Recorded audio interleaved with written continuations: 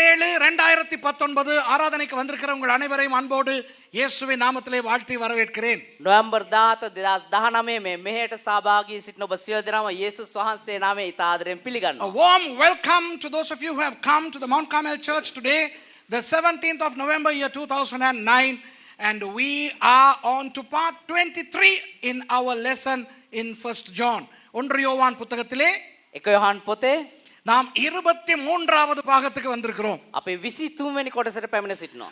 அப்பாடா சொல்லுங்க. අපාඩා அப்போ அத்தியாந்தம் කියලා කියන්නකෝ. சொல்லுங்களே. අතියාන්ත. என்னதுக்கு தெரியுமா? අයි දන්නවද? இரண்டாவது அதிகாரத்தை இன்னைக்கு முடிக்க போறோம். අද දවසේ වෙද්දි දෙවෙනි පරිච්ඡේදය අපි ඉවර කරන්න යනවා. We are going to sigh in relief as we today would conclude chapter 2. இன்றைக்கு இரண்டாம் அதிகாரத்தின் 29வது வசனத்தை உங்களுக்கு கற்றுக் கொடுக்க போகிறேன். අද දෙවෙනි පරිච්ඡේදයේ 29 වෙනි පදය ඔබට උගන්වන්න යනවා. We are going to meditate chapter 2 verse 29. And you know what, when I started, somebody asked me, Pastor, how many weeks do you think this teaching is going to go on? இந்த பாடத்தை நான் ஆரம்பிக்கும் பொழுது මේ පාඩම මම ආරම්භ කරද්දී யாரோ ஒரு பாஸ்டர் என்னிடத்துல கேட்டார், කවුද එක පාස්ටර් කෙනෙක් ඇහුවා පාස්ටර්ගෙන් எத்தனை வாரங்கள் நீங்கள் இதை படித்து கொடுப்பீர்கள் என்று. සති කීයක් විතර ඔබ මේක උගන්වනවද කියලා. நான் யோசிக்கும் பொழுது சொன்னார், දේවදාසයා හිතලා මම කල්පනා කරගෙන ඉන්නකොට යාකි ඔයාද තුෂාරද பாஸ்டர் துஷார் யாரோ சொன்னாங்க ஒரு 5-6 ஞாயிற்றுக்கிழமை இழுக்குமான்னு கேட்டார். තව සති 4-5ක් විතර ඇදෙයිද කියලා ඇහුවා. He asked me, I think it was Tushar. Pastor Tushar asked me, would it go for about 5 or 6 episodes? I said, I don't know. நான் சொன்னேன் எனக்கு தெரியாது. මම කිව්වා මම දන්නේ නැහැ. 1 யோவான் புத்தகத்திலே 1 யோவான் පොතේ 5 அதிகாரங்கள் இருக்கின்றன. පරිච්ඡේද 5යි තියෙන්නේ. There are 5 chapters in 1st John. இப்போதான் இரண்டாவது அதிகாரத்தை முடிக்க போகிறோம். දැන් තමා දෙවෙනි පරිච්ඡේදය ඉවර කරන්න යන්නේ. It is today that we are concluding chapter 2 and this is part 23 already. இது 23ஆம் பாகம். මේ ඇවිල්ලා 23 වෙනி කොටස. எந்த தெய்வமே. මගේ දෙයියනේ. ஆனாலும் இரண்டாவது அதிகாரத்தை முடிக்கிறது எனக்கு சந்தோஷம். இந்த பைபிள் புது பைபிள், ஐஸ்கிரீம் பைபிள்னு பேர் வச்சிருக்கேன் இதுக்கு. ඒ කොහොම වුණත් දෙවෙනි පරිච්ඡේදය ඉවර කරන්න ලැබීම සතුටක්.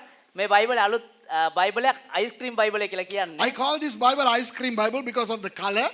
I got this very new, and in this new Bible this 1st John chapter 2 is already torn and worn and torn and rugged, finished.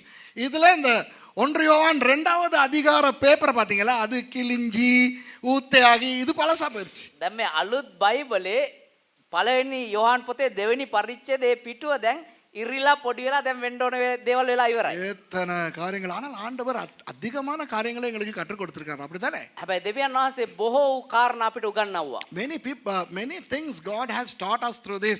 Now actually many people are not interested in watching this. இந்த பிரசங்கங்களை பெரிதாக யாரும் ரொம்ப பயங்கரமா பார்க்கறாங்க இல்ல.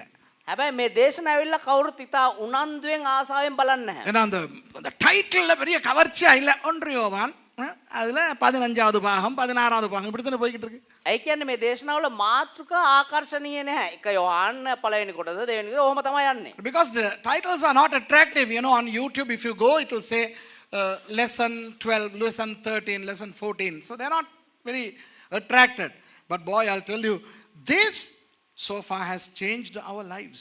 இந்த பாடங்கள் 1 யோவான் எங்களுடைய வாழ்க்கைகளை மாற்றி இருக்கின்றது. ஆமென். හැබැයි මේ 1 யோவான் පොත අපේ ජීවිත වෙනස් කරමින් සිටිනවා. என்னுடைய வாழ்க்கையை மாற்றி கொண்டு வருகிறது என்றால் பாருங்களேன். දේවදාසයා කියනවා මගේ ජීවිතය කොහොමද වෙනස් කරලා තියෙන්නේ කියලා බලන්න කියලා. God is changing my life through these sermons. Okay, let's go to 1st John chapter 2 and verse 29. Let's read it. நாம் வாசிப்போம் 1 யோவான் இரண்டாவது அதிகாரம் 29வது வசனத்தை. අපි කියමු 1 யோவான் දෙවෙනි පරිච්ඡේදයේ 29 වෙනි පදය.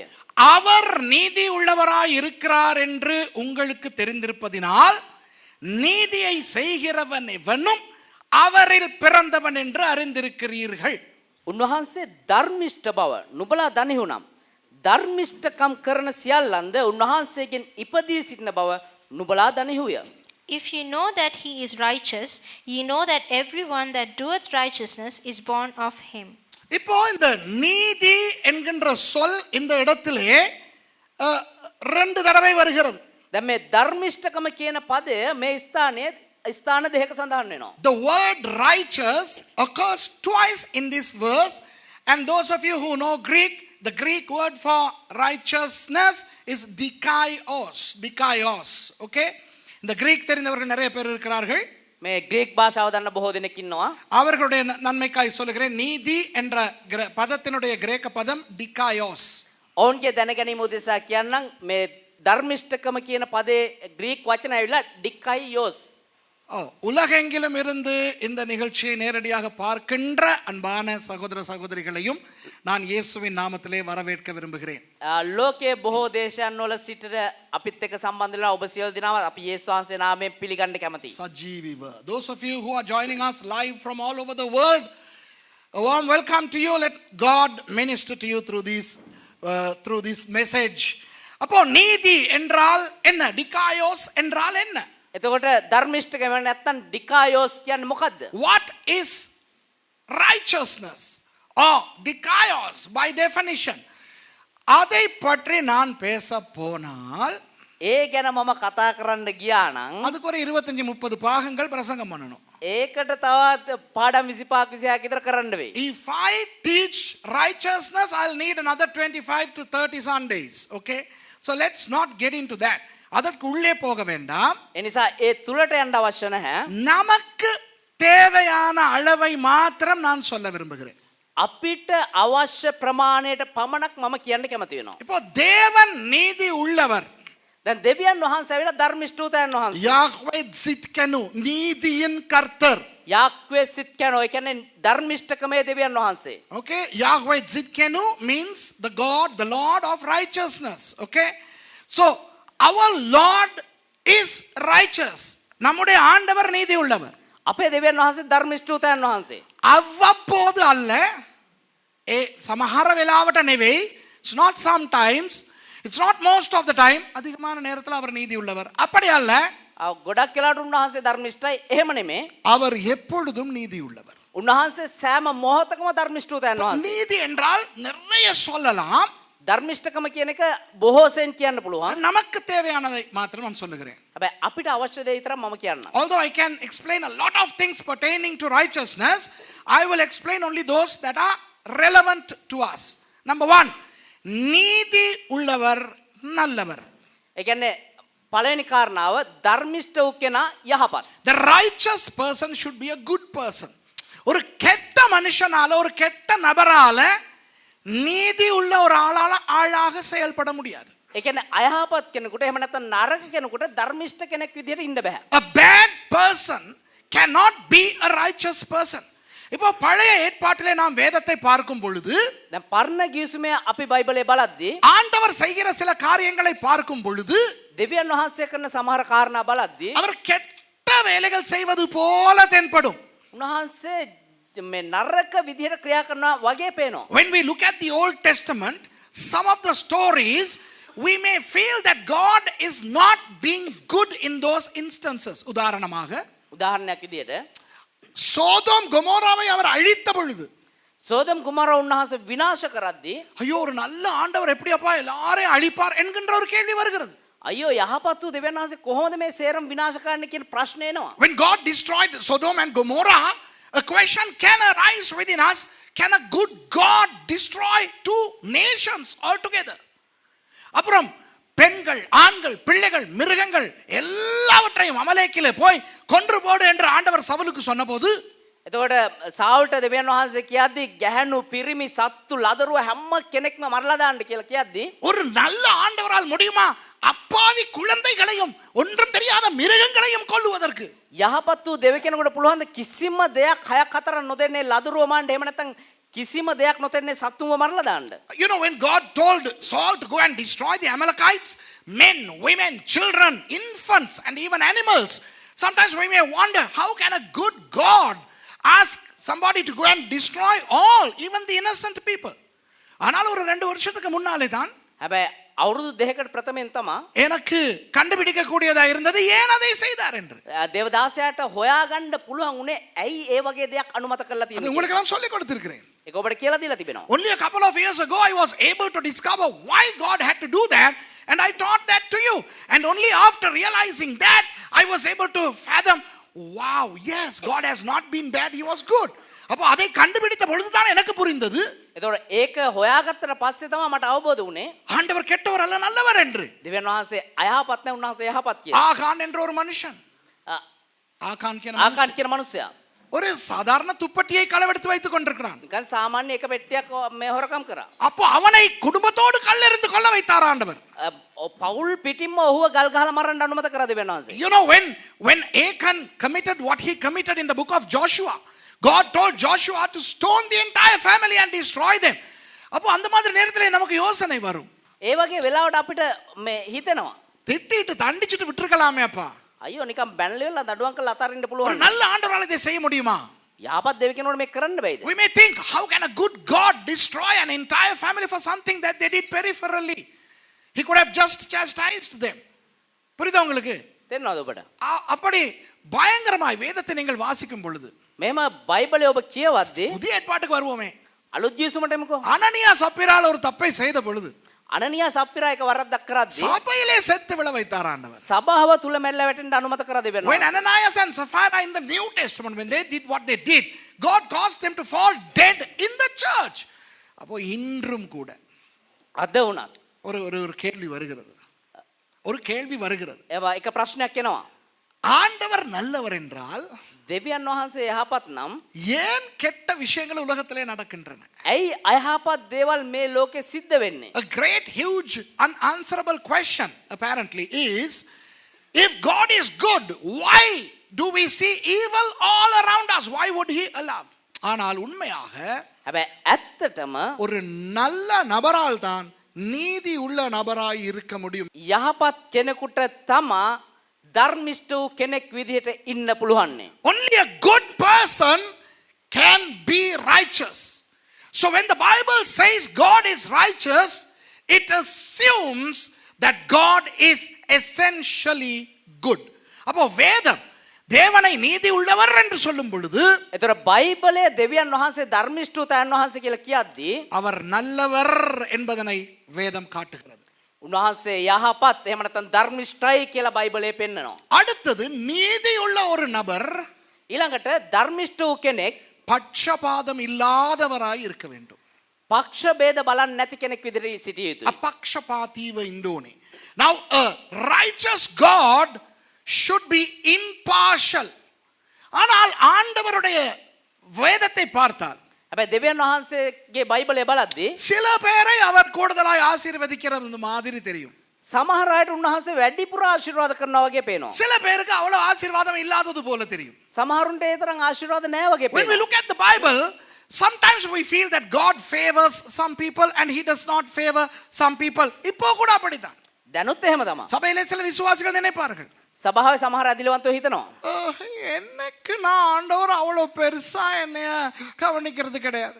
අයියෝ දෙවියන් වහන්සේ මට ඒ තරම් වැඩිපුර මාව ගණන් ගන්න ஆனா නැහැ වගේ. அவங்க அந்த குடும்பம் හැබැයි අර පවුල இந்த ஆளுங்க අර අරයා ஐயோ அவங்களாம் நல்லா இருக்காங்கப்பா. එයාලා නම් හොඳට ඉන්නවා. Even today in churches, some people feel, we are not loved by God so much, but those people, God has a special favor. எனக்கு எத்தனை பாஸ்டர்மார் சொல்றாங்க தெரியுமா? දේවදාසයට දේවදාසෝ වෙනත් දේවදාසෝ කී දෙනෙක් මේ වගේ How කියනවා many දන්නවද? pastors are telling me this? They say, Suresh, you have an extra favor of God. You have an extra grace of God. Pastor Suresh, உங்களுக்கு ஆண்டவர் ஒரு கூடுதலான ஒரு கிருபையை வைத்திருக்கிறார். உங்கள் மேல் ஆண்டவர் கூடுதலான ஒரு கரிசனையை வைத்திருக்கிறார் என்று.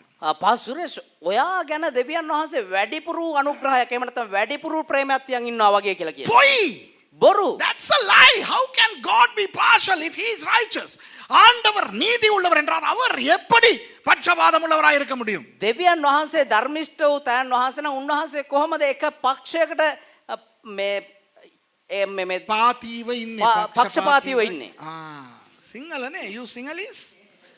මහේෂ් කුමාර දේශප්‍රිය පක්ෂ කියනකොට දේශපාලනය ගැන හිතන්න ගත්තද? ඒ පක්ෂය ගැන නෙමෙයි කතා කරන්නේ. ஓகே. ஆனால் நினைப்பார்கள், ஆனா அப்படி இல்லையே, அப்படித்தானே தெரியுது. හැබැයි එහෙම නෙමෙයිනේ ඒ උනාට එහෙමනේ පේන්නේ. It looks like that. It looks like that. No. It looks. There may be something different. God is impartial. Just take it into your system. அது பார்ப்பதற்கு அப்படி தெரிந்தாலும் அதுக்குள்ள வேற ஏதாவது இருக்கும். விளங்குதா உங்களுக்கு? බලනකොට එහෙම වගේ පෙවුනට ඊට වඩා වෙනස් දෙයක් ඒ තුල තිබෙනවා. ஆகவே நீங்கள் நினைத்துக் கொள்ளுங்கள் நம்முடைய ஆண்டவர் பட்சபாதம் உள்ளவர் அல்ல. ඒ නිසා ඔබ දැනගන්න අපේ දෙවියන් වහන්සේ අපක්ෂපාතී වූ දෙවියන් அவர் වහන්සේ. நீதி உள்ளவர் என்றால் එමනම් උන්වහන්සේ ධර්මිෂ්ඨතයන් වහන්සේ නම් அவர் நல்லவர். උන්වහන්සේ යහපත්, அவர் பட்சபாதம் இல்லாதவர். උන්වහන්සේ අපක්ෂපාතී වූ දෙවියන් වහන්සේ. விளங்குதா உங்களுக்கு? So if God is righteous, then he is good, and then he is impartial, and then he should love. அவர் நேசிக்கிறவராய் இருக்க வேண்டும். උන්වහන්සේ ප්‍රේම කරන්නෙක්ව සිටිනවා. விளங்குதா? அவர் நேசிக்கிறவராய் இருக்க வேண்டும். උන්වහන්සේ අපිට ආදරය කරන කෙනෙක් විදිහට ඉන්නවා. இப்போ நான் ஒருவருடைய நிகழ்ச்சியை நான் அடிக்கடி யூடியூப்ல பார்த்து கொண்டே இருப்பேன். දැන් දේවදාසයා එක් තැනැත්තෙක්ගේ මේ වැඩසටහන් බලාගෙන ඉන්නවා YouTube එකේ. ஒரு அமெரிக்காவில் இருக்கிற ஒரு ஜட்ஜ், ඇමරිකාවේ ඉන්නවා එක විනිශ්චයකාරයෙක්. Judge Caprio. How many of y'all have seen Judge Caprio's programs? He's a wonderful judge, and the way he judges things, he impresses me a lot. அவர் வந்து ஒரு நீதிபதி. ඔව් එක විනිශ්චයකාරවරේ. அவருடைய வழக்கு மன்றத்திலே, அவருடைய நீதிமன்றத்திலே நடக்கிற வழக்குகள் எல்லாவற்றையும் வீடியோ செய்து அவர்கள் யூடியூபிலே போடுகிறார்கள். ඔහුගේ උසාවිය තුල සිද්ධ වෙන්නා වූ ඒ නඩු අබ සියල්ල ඔවුන් මේ වීඩියෝ කරලා YouTube එකේ දානවා. அமெரிக்காவிலே ப்ராவிடன்ஸ் என்ற இடத்திலே தான் அவருடைய நீதிமன்றம் இருக்கிறது. ඇමරිකාවේ ප්‍රොවිඩන්ස් කියනවා වූ ඒ ස්ථානයේ තමයි ඔහුගේ උසාවියේ Have පවතින්නේ. you seen him from Providence? Okay. இப்போ அந்த அந்த நபரை பார்க்கும் பொழுது எல்லாரும் அவருக்கு என்ன தெரியுமா சொல்லுகிறார்கள்? දැන් ඒ පුද්ගලයා බලද්දී බොහෝ දෙනෙක් ඔහුට මොනවද දන්නවද කියන්නේ? நீங்கள் நல்ல அன்பான ஒரு மனுஷன், ඔබ යහපත් වූ ප්‍රේමණීය වූ මිනිසෙක්, நீங்கள் அன்பாலே நீதியை செய்கிறீர்கள் என்று. ඔබ ප්‍රේමණීය වූ ප්‍රේමණීය අන්දමට ඔබ නීතිය ඉටු කරනවා. You know, in a loving manner you establish the law. You are a lawful man. You are not a lawless man. But there is a lot of love in you. நீங்கள் வந்து ஒரு சட்டத்தை உடைக்கிறவர் அல்ல. ඔබ නීතිය කඩන කෙනෙක් නෙවෙයි. ஆனால் அன்பிலே அந்த நீதியை நீங்கள் நிலைநாட்டுகிறீர்கள். හැබැයි ප්‍රේමය තුලම ඔබ ඒ නීතිය ඉටු වෙන්න සලස්වනවා. நமது ஆண்டவர் நீதிபரராய் இருக்கிறார் என்பதற்காக அவர் அன்பில்லாதவர் அல்ல. අපේ දෙවියන් වහන්සේ නීතිමය වූ දෙවියන් වහන්සේ කියන එක තුල ප්‍රේමය නැහැ කියන එක පෙන්වන්න So බෑ. just because our God is righteous doesn't mean that he doesn't have love. அவர் ஆகான் குடும்பத்தை கல்லெறிந்து கொல்ல போன பொழுது උන්වහන්සේ ආකාන්ව ඒ ගල් ගහලා මරන්න අනුමත කරද්දී அவர் அன்பில்லாமல் அதை செய்யவில்லை. උන්වහන්සේ ප්‍රේමයෙන් නැතුව ඒ දේ කරේ නැහැ. அவர் எவ்வளவு கஷ்டப்பட்டிருப்பார். උන්වහන්සේ කොතරම් අපහසුතාවයට පත් වෙන්නේ. புரியுதா உங்களுக்கு? තේරෙනවද ඔබට? So இந்த காரியங்களை நான் உங்களுக்கு இன்றைக்கு கொஞ்சம் விளக்க போகிறேன். ඒ නිසා මේ කාරණා අද දවසේ මම ඔබට පොඩ්ඩක් විස්තර So when කරන්න. God summoned Joshua and told him to stone Achan's family, God did not do that without love. He still loved them. So these are the three things that I am going to explain to you. இந்த மூன்று காரியங்களை உங்களுக்கு நான் சொல்லிக் கொடுக்க போகிறேன். මේ කාරණා තුන අද දවසේ ඔබට උගන්වන්න. ஏற்கனவே நான் சொன்னபடி කලින්ම කියපු විදිහට நீதியை குறித்து நிறைய இருக்கிறது. ධර්මිෂ්ඨකම ගැන බොහෝ දේවල් තිබෙනවා. As I told you already, there is a lot pertaining to righteousness. But I have chosen only 3 elements that are relevant to us. அவற்றில் மூன்றே அம்சங்களை மாத்திரம் உங்கள் முன் வைக்க போகிறேன். උන්වහන්සේගේ කාරණා තුනක් විතරක් ඔබ ඉදිරියේ ප්‍රකාශ කරන්න යනවා. அது ஏனென்றால் அந்த மூன்று காரியங்களும் நமக்கு பொருந்தும். ඇයි කියනවා නම් ඒ කාරණා තුන අපිට පොදුම් ඇති. අපිට போதும். அவர் நல்லவர், උන්වහන්සේ යහපත්, பட்சபாதம் இல்லாதவர், උන්වහන්සේ අපක්ෂපාතී, அன்பானவர். ඒ වගේම ප්‍රේමණීයයි. He is good, God is good, God is impartial, and God is full of love. Okay? இப்போ දැන් சில கேள்விகளுக்கு வருவோம். සමහර ප්‍රශ්න වලට එමු. ஆண்டவருக்கு தெரியுமா தெரியாதா ஏதேன் தோட்டத்திலே ஒரு தடை செய்யப்பட்ட மரத்தை படைத்தால் ஆதாமும் ஏவாளும் அதிலே புசிப்பார்கள் என்று? දෙවියන් වහන්සේට දන්නවද නැද්ද ඒදන් උයන තුල එක තහනම් ගහක් හැදුවනම් තිබ්බනම් ආදම් මේව ඒකෙන් කයි කියන එක? Didn't God know that if he placed a tree of good, the tree of the knowledge of good and evil in the Garden of Eden, Adam and Eve would end up eating from that? Didn't God know? දෙවියන් වහන්සේ දන්නේ නැද්ද? දෙවනක තෙරියාදා? தெரியும். දන්නවා. ஏன் படைத்தார்? ඇයි මෙව්වේ? சொல்லுகிறேன் கேளுங்கள். කියලා දෙන්නම් අහගන්න. அவர் நீதி உள்ளவர். උන්වහන්සේ ධර්මිෂ්ඨතාවයන් වහන්සේ. நீதி உள்ளவர் என்ன செய்ய வேண்டும்? ධර්මිෂ්ඨතාවයන් වහන්සේ මොනවද කරන්න ඕනේ? யாருக்காவது எதையாவது கொடுத்தால் කාට හරි මොන හරි දෙයක් දුන්නා නම් அதை பயன்படுத்த அனுமதிக்க வேண்டும். ஆமாவா இல்லையா? ඒක පාවිච්චි කරන්න අනුමැතිය දෙන්න ඕනේ. No, a righteous person should allow somebody to use something that they give. இப்போ நான் வந்து பாஸ்டர் மகேஷுக்கு ஒரு ஒரு டெலிஃபோன் கொடுக்குறேன், ஒரு ஐஃபோன் 11 கொடுக்குறேன். இது பொய்யா? உண்மையே கிடையாது. சரியா? நான் பாஸ்டர் மகேஷுக்கு ஒரு ஐஃபோன் 11 கொடுக்குறேன். දැන් පාස්ටර් සුරේෂ් ඇවිල්ලා මට iPhone 11 11 එකක් දෙනවා. So I am gifting Pastor Mahesh an iPhone 11. So he is very happily accepting that. நான் கொடுத்தா எவ்வளவு சந்தோஷமா வாங்கிக்கிறீங்க இல்லையா? கண்ணெல்லாம் மேல போயிட்டு வருது. දැන් ඒක පාස්ටර් සුරේෂ් මට ඒ වගේ දෙයක් දුන්නා මම කොච්චර සන්තෝෂෙන් ඒක බාර ගන්නීද? இப்போ பாஸ்டர் மகேஷ் பெரிய ஆளா நான் பெரிய ஆளா நீங்க சொல்லுங்க. දැන් මම පාස්ටර් මහේෂ් කියන කෙනා ලොක්කෙක්ද එහෙම නැත්නම් පාස්ටර් සුරේෂ් ලොක්කෙක්ද? Who among us is the big boss? Me or Mahesh? Come on, tell me. ஏகனமா ஏகனே கிளியரா? என்ன இதெல்லாம் ஒரு கேள்வியா? அது கிளியரான எக்ஸ்பிரஷனை நீங்க பார்க்கணும், கேமரால தெரியாது. அது என்ன இதெல்லாம் ஒரு கேள்வி? என்ன அறிவு கட்ட கேள்வி? நீ தானே பாஸ், அப்புறம் என்ன? இப்போ வேறங்க, இப்போ நான் சொன்னா ஏதாவது இவர் கேள்விப்படியணுமா இல்லையா? දැන් පාස්ටර් සුරේෂ් මට මොනවා හරි කිව්වනම් මම කීකරු වෙන්න ඕනේද නැද්ද? If I command something to Mahesh, he has to obey. இப்போ நான் அவருக்கு ஐபோன் 11 கொடுக்குறேன். දැන් පාස්ටර් සුරේෂ් මට iPhone 11 එකක් දෙනවා. ஒரு சந்தோஷமா வாங்குகிறார். දැන් මං ඉතා සන්තෝෂෙන් ඒක බාර ගන්නවා. Thank you master. thank you boss. ஐயோ திருப்பி திருப்பி பார்க்கறாரு. දැන් මං හරව බලනවා. எல்லாம் பார்த்துட்டு ரூமை விட்டு போகும்போது දැන් සේරම බල්ලා මම කාමරෙන් එළියට යන්න යද්දී நான் சொல்றேன் மகேஷ் ஒரு நிமிஷம் நில்லு. පාස්ටර් එතකොට කියනවා මහේෂ් විනාඩියක් ඉන්න. You know, Mahesh is so excited when I give him iPhone 11 and he opens it and he is so excited, happy, exuberant, and he is saying, thank you pastor, I never thought you'd give me a iPhone 11 and everything. And after a little while he is now leaving the room and I say, hang on a minute Mahesh, ஆனா இதை நீ பாவிக்க கூடாது. හැබැයි උඹ මේක පාවිච්චි කරන්න හොඳ නැහැ. பேசாம போயிட்டு கபட்ல பூட்டி வச்சிருக்கணும். පාඩුවේ ගිහලා කබඩේට දාලා ලොක් කරලා දාන්න ඕනේ. எப்படி இருக்கும்? කොහොමද ඒද? You know, once he is ready to leave, I tell him, but Mahesh, you cannot use it. You have to lock it up and keep it in a safe place. You are not allowed to use it. அப்ப இவர் கேக்குறாரு, pastor joke அடிக்கிறீங்க இல்லையா pastor? එතන මං pastor වීලු කරනවානේ. So Mahesh will think that I'm joking. நீங்க நினைப்பீங்களா இல்லையா? ඔබත් හිතන්නේ නැද්ද එහෙම?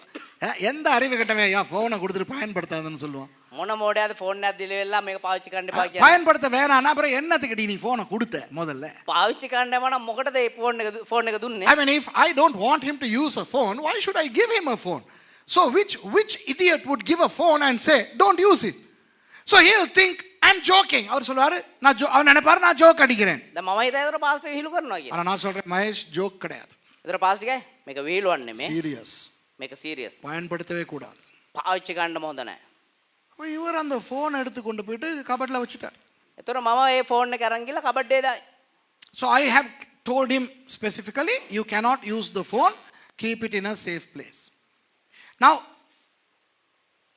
am I fair? நான் ஒரு நல்ல நீதியுள்ள மனுஷனாக நடந்திருக்கிறேனா இவருக்கு? දැන් දේවදාසයා එතකොට ධර්මිෂ්ඨ වූ යහපත් කෙනෙක් විදිහටද මට ක්‍රියා කළේ. ஐபோன் 11 கொடுத்தேன், ஐபோன் 11 கொடுத்துட்டேன், ஐபோன் 11 gift பண்ணிட்டேன் அப்படின்றதுனால நான் ஒரு நல்ல மனுஷன் ஆயிருவேனா? iPhone 11 එකත් gift තෑගි කරා. iPhone 11 එකක් දුන්නා කියලා ඒක යහපත් දෙයක්ද? Just because I have given him an iPhone 11 does that make me good? I must allow him to use it. நான் அவரை பயன்படுத்த அனுமதிக்க வேண்டும். ඒක මට පාවිච්චි කරන්න අනුමැතිය ලබා දෙන්න. நல்லா கேளுங்க. இவருக்கு நான் iPhone 11 ஐ கொடுத்து விட்டு මට දේවදාස iPhone 11 එකක් දීලා பயன்படுத்தாதே என்று சொன்னால் පාවිච්චි කරන්න එපා කියලා කිව්වනම් நான் நல்ல மனுஷனா? நீங்க சொல்லுங்க. දේවදාසයා යහපත් කෙනෙක්ද? Am I a good guy if I give him an iPhone 11 and tell him no you should not use it? Am I a good guy? Bible நாம சொல்லுங்க. நல்ல மனுஷனா? கிடையாது. அப்ப நான் என்ன செஞ்சிருக்கணும்? එහෙනම් මොනවද දේවදාසයා කරන්න ඕනේ? அப்ப iPhone 11 கொடுத்திருக்க கூடாது. iPhone එක දෙන්නම ඕනේ නැහැ. I should never have given him a phone in the first place. You give a phone, excite him, make him happy, and then you put a stop to the usage of it. சும்மா இருக்கிற ஆளை கூப்பிட்டு அவருக்கு ஐபோனை கொடுத்து නිකන් ඉන්න කෙනෙකුට මේ කතා කරලා iPhone එකක් දීලා அவருக்குள்ள ஆசையை வளர்த்து ඔහු තුල ආශාව වර්ධනය කරලා அப்புறம் சொல்றது அதை பயன்படுத்தாத. ඊට පස්සේ කියනවා පාවිච්චි කරන්න එපා කියලා. என்ன ஐயா இது? මොකද්ද මේ? ஆண்டவர் අපේ දෙවියන් වහන්සේ ஆதாமையும் ஏவாளையும் எப்படி படைத்தார்? ආදම් සහ ඒව කොහොමද නිර්මාණය කරේ? How did God create Adam and Eve? With a personal volition, the ability to choose. அதாவது தெரிவு செய்யும் ஆற்றலோடு படைத்தார். ඒ කියන්නේ සුව තීරණ ගැනීමේ හැකියාව ඇතිව මැව්වා. ஒரு மெஷினுக்கு தீர்மானிக்க முடியாது தெரியுமா அது? මැෂිමකට තීරණයක් ගන්න බෑ. இப்ப டிவி இப்ப எல்லாம் நூற்றுக்கணக்கான டிவி சேனல்கள் இருக்கு இல்லையா? දැන් 100 ගණන් මේ ටීවී channel තියෙනවා. இந்த நானும் எத்தனையோ சேனல்ஸ் ஆயிரக்கணக்கில் இருக்குன்னு நினைக்கிறேன் எங்களுடைய டிவில. දැන් මේ ඇතුලේ තියෙන ටීවී එකේ 10 ගණන් මේ ටීවී channel There are තියෙනවා. hundreds of channels in today's televisions. Now a television does not have the personal will. ஒரு தொலைக்காட்சிக்கு சுயமாய் சிந்திக்கின்ற சக்தி கிடையாது. ඒ කියන්නේ රූපවාහිනියකට තමුන් තීරණ අරගෙන විකාශනය වීමේ හැකියාවක් නැහැ. இப்ப நான் அந்த கட்டில உட்கார்ந்து දේවදාසයා ඇඳේ ඉඳගෙන அந்த பட்டனை குத்தி சொல்லுவேன், ඒ බටන් එක ඔබලා කියනවා ඒ බොත්තම ඔබලා 927 ரெஸ்லிங் காட்டு 927. 9:27 රෙස්ලින් පෙන්නන්න. You know, I press 927 to watch wrestling. அப்ப அந்த டிவி தீர்மானிக்காது. එතකොට ටීවී එක තීරණය කරන්නේ නැහැ. No. නෑ. Naughty pastor. Naughty pastor. naughty pastor. Pastor மாரெல்லாம் wrestling பார்க்கப்படாது. පාස්ටර්ස්ලා රෙස්ලින් බලන්නේ නැහැ. நான் 499 தான் உனக்கு காட்டுவேன் God channel. මම 4යි 9යි 9 තමයි ඔබට පෙන්වන්නේ God channel So එක. நான் 927 குத்த அது 499லயே நின்னுட்டு இருக்குதா? එතකොට දේවදාසයා 4යි 2යි 7 ඔබන්න එක 4යි 9යි 9යි පෙන්නනවා නම් அப்படி செய்யாது டிவி. சரியா நான் சொல்றது? එහෙම කරන්නේ නැහැ ටීවී එක. So no matter how, I mean, the television will never change its channel to 499 to show me God channel when I want to watch 927. Why? Because the television does not have a free will. தொலைக்காட்சிக்கு சுயமாய் சிந்திக்கின்ற ஆற்றல் கிடையாது. ඒ කියන්නේ රූපවාහිනියට සුව තීරණ ගැනීමේ හැකියාවක් නැහැ. ஆண்டவர் ஆதாமையும் ஏவாளையும் ஒரு எந்திரமாக படைக்கவில்லை. දෙවියන් වහන්සේ ආදම් සහ ඒව එක යන්ත්‍රයක් විදිහට මැව්වේ නැහැ. God did not create Adam and Eve like a machine. He created them with the volitional ability. தீர்மானிக்கின்ற சக்தியோடு படைத்து விட்டார். තීරණ ගැනීමේ හැකියාව ඕන්ට ලබා දුන්නා. இப்போ ஒரு அழகான தோட்டத்துல அவங்களை கொண்டாந்து வச்சிட்டார். දැන් ඊට ලස්සන වූ වත්තක උම තබලා තිබෙනවා. இப்போ அந்த தோட்டத்துல உள்ள எல்லாவற்றையும் சாப்பிடலாம். දැන් ඒ වත්තේ තියෙන ඕන දෙයක් උන්ට කන්න පුළුවන්. நல்லா என்ஜாய் பண்ணலாம். හොඳට විනෝද වෙන්න පුළුවන්. என்ன பிரயோஜனம்? මොකද්ද ප්‍රයෝජනය? ஏனென்றால் ඇයි කියනවා නම් செய்ய வேண்டாம் என்று ஒன்றுமே இல்லை. කරන්න එපා කියලා කිසිම දෙයක් නෑ. உலகத்திலே பாவம் இல்லை, ලෝකේ පාපය නැහැ. அசுத்தம் இல்லை, අපවිත්‍රකම නැහැ. வேற யாரும் இல்ல. වෙන කවුරුත් ඇත්තෙත් You නෑ. know, the world did not have anybody else, only Adam and Eve. Do you understand? So there was no sin, there was no problem. இப்ப ஆதாம பார்த்து யாரும் வேற பொம்பளைய பார்க்காதன்னு சொல்ல முடியாது. ஏன்னா வேற பொம்பளை இருக்கல, இருந்தது ஏவாள் ஒருத்தி தான். දැන් දෙවියන් වහන්සේට ආදම් දිහා බලලා වෙන ගෑනු කෙනෙක් දිහා උඹ බලන්න එපා කියලා කියන්න බෑ. වෙන කවුරුත් නැහැ. ඒවා විතරයි හිටියේ. ඒව විතරයි You know, ඉතින්. God could not tell Adam, thou shalt not lustfully look at other women, because there was no other women, only Eve was there. ஏவாளை பார்த்து சொல்ல முடியாது பொறாமை பேசக்கூடாது. ඒව බලලා කියන්න බෑ මේ ඕපදූප කතා කරන්න එපා කියලා. அவளுக்கு பொறாமை பேசுறதுக்கு வேற யாரும் இருக்கல. ඇයි ඇයට ඕපදූප කතා කරන්න වෙන කවුරුත් නැහැ. So you know, God couldn't have told Eve, do not carry old wives' tales, because there was no old wife around, only she was there. Do you understand? அப்ப இப்ப மாதிரி கொலை செய்யறதுக்கு யாரும் இருக்கல, දැන් වගේ මිනි මරන්න කවුරුත් නැහැ. கொள்ளை அடிக்கிறதுக்கு யாரும் இருக்கல, හොරකම් කරන්න කවුරුත් නැහැ. பொய் சொல்றதுக்கு யாரும் இருக்கல, බොරු කියන්න කවුරුත් නැහැ. பாவமே இருக்கல. පාපයම නැහැ. ஆகவே செய்ய வேண்டாம் என்று ஒன்றுமே இருக்கவில்லை. ඒ නිසා කරන්න එපා කියලා කියන්න කිසිම දෙයක් නැහැ. Since there was no sin available, there was no foul thing available, there was no way for them to be told, don't do something. அதனால ஆண்டவர் யோசிக்கிறாரு, ඒ නිසා දෙවියන් වහන්සේ හිතනවා දැන්. ஐயோ பாவமே. ஐயோ, அதாவது எப்படி தெரியுமா, நல்லா கேட்டுக்குங்க. ඒ කියන්නේ කොහොමද දන්නවද හොඳට අහගන්න. முழு உலகத்திலையும் மகேஷ் மட்டும் தான் இருக்கிறாராம். ஒரு கற்பனை. දැන් මවා ගන්න මුළු ලෝකෙම මහේෂ් විතරයි ඉන්නේ. So here is a hypothesis now, right? In the entire world there is only one man alive, Mahesh. மகேஷ்ங்கிற ஒருத்தர் தான் உயிர் வாழ்றார், வேற யாரும் கிடையாது. දැන් මහේෂ් කියන එක්කෙනා විතරමයි ලෝකේ ඉන්න වෙන කවුරුත්ම නැහැ. அப்ப இவருக்கு ஐபோன் 11 கிடைக்குது. දැන් මට iPhone 11 හම්බ වෙනවා 11. இப்ப இவருக்கு சட்டம் என்ன தெரியுமா? දැන් මට තියෙන නීතිය මොකක්ද දන්නවද? வேண்டிய மாதிரி அந்த போனை பயன்படுத்து. ඕන විදිහකට ඒ ෆෝන් එක පාවිච්චි කරන්න. So there is only Mahesh in the whole world and he receives an iPhone 11 with the message, thou shalt use it the way you want. இப்ப பிரச்சனை என்ன தெரியுமா? දැන් ප්‍රශ්නේ මොකක්ද දන්නවද? யாருக்கு ஃபோன் பண்றது? வேற யாரும் இல்லை உலகத்துல. කාටද කෝල් කරන්නේ? ලෝකේ වෙන කවුරුත් නැහනේ. யாரோட வாட்ஸ்அப் பண்றது? කාගෙත් එක්කද WhatsApp කරන්නේ? ஃபேஸ்புக்ல நான் எலெக்ஷனுக்கு போய் வோட் பண்ணிட்டேனே இந்தா பாரு வேறல அப்படின்னு போட்டு யாருக்கு காட்டுறதுக்கு? දැන් මම මේ ජනාධිපතිවරණයට කියලා ඡන්දේ දාලා ආවනේ මේ බාන්න මගේ ඇඟිල්ල කියලා පෙන්වන්න කාටද පෙන්වන්නේ Facebook நேத்து එකේ? பாத்தீங்களா ஃபேஸ்புக்ல விரலாம் அனுப்புறாங்க எல்லாம். என்னமோ பெரிய சாதனை சாதிச்சிட்ட மாதிரி விரல் கலர் பண்ண விரலை காட்டி அனுப்பிக்கிறீங்க. எத்தனை பேர் உங்களோட ஃபேஸ்புக்ல அந்த மாதிரி எல்லாம் பாத்தீங்க? ஐயோ ஆண்டவா. මහා ලොකු දෙයක් කරා වගේ එක එක්කෙනා මේ ඇඟිල්ල ෆොටෝ ගාලා Facebook එකේ දාලා තියෙනවා මේ මෙන්න බාන්න කියලා. Yesterday, after the elections, the Facebook is full of people who are proudly posting that they have gone to vote. Oh my gosh. Anyway, this poor guy doesn't have a way to use Facebook because there is nobody else. யாரோட Facebook பண்றது? කාගෙත් එක්කද Facebook දාන්නේ? விளங்குதா? அப்போ ஒரு phone இருக்குது, யாரும் இல்ல தொடர்பு கொள்ளனா அப்புறம் அந்த ஃபோன்ல பிரயோஜனம் இல்லை.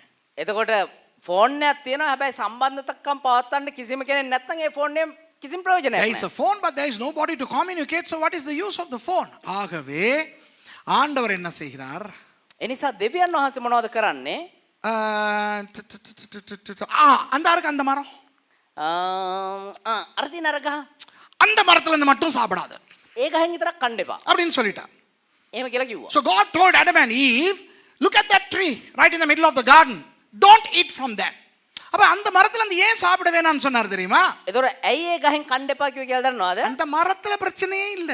ඒ ගහේ කිසිම ප්‍රශ්නයක් නැහැ. சூப்பர் மரம், හොඳ ගහක්. சூப்பர் காய். හොඳ ගෙඩි. அந்த ஈவனுக்கு எதையாவது செய்ய வேணாம்னு சொல்லணுமே.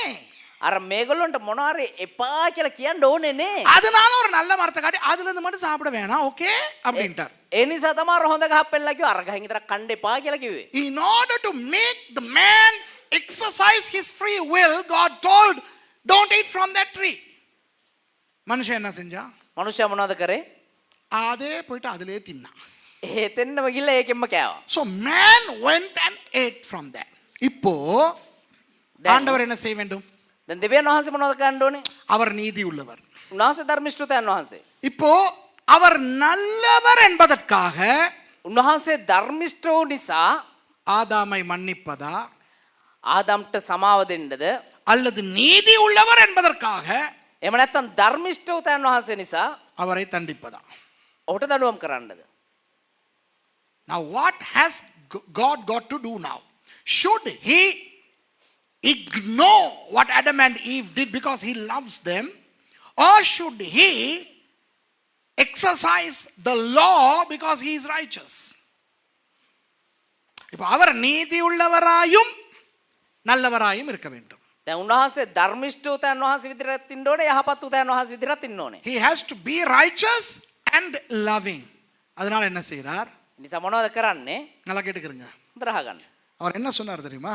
උන්වහන්සේ මොනවද කිව්වේ දන්නවද? மவனே நீ இந்த மரத்தில் சாப்பிட்டால் පුතේ උඹ මේ ගහෙන් කෑවනම් உனக்கு என்ன வரும் என்று சொன்னார்? சொல்லுங்க நீங்க. උඹට මොනවද එන්නේ කියලා பைபிள் என்ன சொல்லி இருக்குது? Tell me. බයිබලේ මොනවද කියන්නේ? What did God say before they ate from the tree? Okay? What did God say to them? If you eat of this tree, you shall surely die. What? Nasinava, marenava, die. You shall surely die. செத்து போவ. නසිනවා. எப்படி செத்து போவ? කොහොමද මැරෙන්නේ? ரெண்டு சொற்கள் இருக்கின்றன. එතන වචන දෙකක් තිබෙනවා. ஒரு நல்ல மரணம், ஒரு கோரமான மரணம். එක යහපත් වූ මරණයක්, එහෙම නැත්නම් එක භයානක වූ මරණයක්. இந்த வயசு போய் இறந்து போறாங்களே, අර වයසට ගිහිල්ලා මැරෙන්නේ. அந்த மரணம் வேற, ඒ මරණය වෙනයි, அகால மரணம் வேற. අකාල මරණය වෙනයි. ஆண்டவர் என்ன சொல்லுகிறார்? එතකොට දෙවියන් වහන්සේ මොනවද කිව්වේ? நீ அந்த மரத்திலே சாப்பிட்டால் උඹ අර ගහෙන් කෑවනම් நீ கோரமான முறையில் ரத்தம் சிந்தி அகால மரணம் அடைவாய். උඹ ඉතා දරුණු විදියට ලේ හලලා මේ අකාල මරණයක් ලබයි. So God is saying to man, you should not eat from that tree. Now if you eat from that tree, you shall die a premature, untimely, gruesome, horrible death. Okay, அவன் சாப்பிட்டான். ඒකෙන් කෑවා. இப்போ என்ன நடக்குது? දැන් මොනවද සිද්ධ වෙන්නේ? ஆண்டவர் தண்டனையை கொடுக்க வேண்டும், அவர் நீதி உள்ளவர் என்றபடினா. දෙවියන් වහන්සේ දඬුවම් කළ යුතුයි ඔවුන්ට. උන් ධර්මිෂ්ඨතාවයන් වහන්සේ නිසා. Since he is righteous, he has to punish them. ஆனால் அன்பு, ஐயோ இவன் சாக போறானே, හැබැයි ප්‍රේමය අයියෝ මෙයා මැරෙන්න යනවනේ. அவன் சாகிறதை என்னால பார்க்க முடியாதே. ඔහු මැරෙන එක මට බලන්න බෑනේ.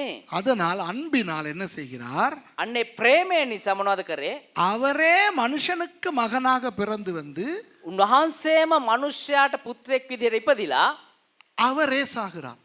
උන්වහන්සේම මැරෙනවා. Out of love, he becomes a man. Through man, he is born as a man and he dies that death. கவனிங்க, හොඳට අවධානය දෙන්න. மனிதன் பாவம் செய்தபடியால் மனிதன் சாக வேண்டும். මිනිස්යා පාපය කළ නිසා මිනිස්යා මැරෙන්න ඕනේ. நீதியுள்ள தேவன் தண்டனையை கொடுக்க வேண்டும். ධර්මිෂ්ඨතාවයන් වහන්සේ දඬුවම් කළ යුතුයි. தண்டனையை கொடுத்தார். දඬුවම දුන්නා. அதனால் அவர் நீதியை நிலைநாட்டினார். ඒ නිසා උන්වහන්සේ ධර්මිෂ්ඨකම රැක්කා. Because God is righteous, he has to punish. So he executed the punishment by death. ஆனால் அன்பினால் என்ன செய்தார்? හැබැයි ප්‍රේමය නිසා මොනවද කරේ? அவரே ஆதாமுக்கு மகனாக ஒரு 4000 வருஷங்களுக்கு பிறகு பிறந்து උන්වහන්සේම ආදම්ට පුත්‍රයෙක් විදිහට වර්ෂ ගානකට පස්සේ ඉපදිලා அவர் அந்த மரணத்தை மரித்தார். උන්වහන්සේ මරණය රස වින්දා. Because of love, he was born as a son of Adam and he died that gruesome death. Hello, உங்களுக்கு விளங்குதா? பைபிள்ல புதிய ஏற்பாட்டில் இயேசுவுக்கு கொடுக்கப்பட்ட பல பெயர்களில் ஒரு பெயர் என்ன தெரியுமா? බයිබලේ අලුත් ජීසුමේ දෙවියන් වහන්සේ දී තිබෙනා දහස් ගණන් නම් වලින් එක නම මොකක්ද දන්නවද? பிந்தின ஆதாம். இயேசுவுக்கு ஒரு பெயர் பிந்தின ஆதாம். ஆமாவா இல்லையா? කියන්නේ පසු Adam. The second Adam. Jesus is called in the New Testament the second Adam. Do you know why? ஏன் தெரியுமா? ඇයි දන්නවද? ஆதாம் சாக வேண்டியதுக்கு பதிலா ආදම් මැරෙන්න ඕන එක වෙනුවට ஆதாமுக்கு புள்ளையா இவர் பிறந்து ආදම්ට දරුවෙක් ලෙස මොහු ඉපද இவரே சாகிறார். මොහු මැරෙනවා. வாவ், இது எப்படி இருக்கு தெரியுமா? මේ කොහොම You තියෙනවද know, දන්නවද? because Adam needs to be punished. Okay? Adam, Jesus becomes a son of Adam and he receives the punishment. அப்ப எப்படி இருக்குதுன்னா, ඒ කොහොම තියෙන්නේ කියනවා නම් நான் ஒரு நீதிபதி. මම එක විනිශ්චයකාරයෙක්. அப்ப நம்ம நான் உதாரணத்துக்கு எடுக்க போறேன். ஓகே? ඒතර සහෝදරි මර්සි උදාහරණයකට ගන්න යනවා. மர்சி ஒரு தப்பு பண்ணிருச்சு. දැන් සහෝදරි මර්සි මොකක් හරි එක වැරද්දක් කරනවා. Okay, now Mercy has committed a mistake. So she is brought before me. அவங்கள எனக்கு முன்னால கொண்டு வந்துட்டாங்க. இப்போ நான் உட்கார்ந்திருக்கேன். எங்க உட்கார்ந்திருக்கிறேன்? நீதிபதி சீட்ல உட்கார்ந்திருக்கிறேன். இவர் தான் தோல்கையா.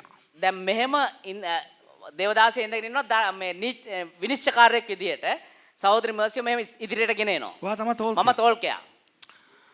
இப்போ விசாரிச்சாச்சு. மர்சி தப்பு பண்ணிருச்சு. දැන් විමසලා බලන මොනවද මේ ප්‍රශ්න අහනවා සහෝදරි මර්සි කරපු වරද ගැන. மர்சி தண்ட புருஷனை நடத்துற விதம் சரியில்லை. සහෝදරි මර්සි තමුන්ගේ පුරුෂයා සලකන විදිය හරි නැහැ. அதனால ඒ නිසා மர்சிக்கு 10 கசை அடி கொடுக்கணும். කසපහරවල් 10ක් දෙන්න ඕනේ සහෝදරි මර්සිට. Okay, the way Mercy is treating her husband is not good. So Mercy should be lashed with 10 lashes. So Marcus, நீ தான் Mercyக்கு சாட்டை அடி கொடுக்க போற.